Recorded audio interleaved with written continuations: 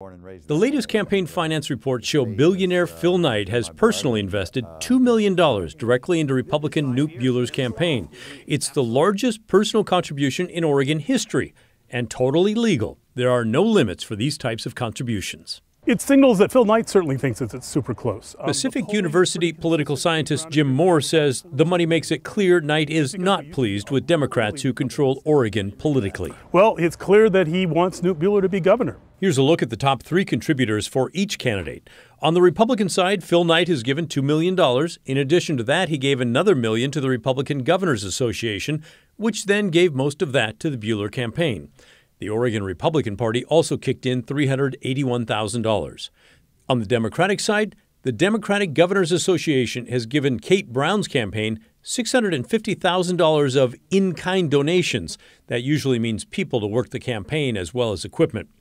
The association also gave $630,000 in cash.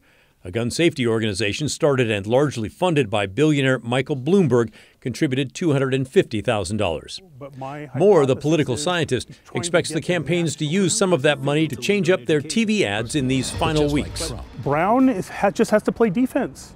She's probably quite happy with the way things are going right now. It's Buehler who has to change the conversation. Yeah, exactly. Our KGW political analyst Len Bergstein agrees Buehler still needs to do more to stand out for voters. But the challenge is to come up with a very concise and very strong closing message that drives people away from Kate Brown and towards Buehler.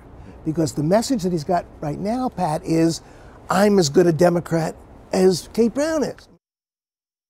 So you can expect even more political ads on your TV in the coming days. Our analyst Len Bergstein says that might just turn off voters from both parties. We'll see.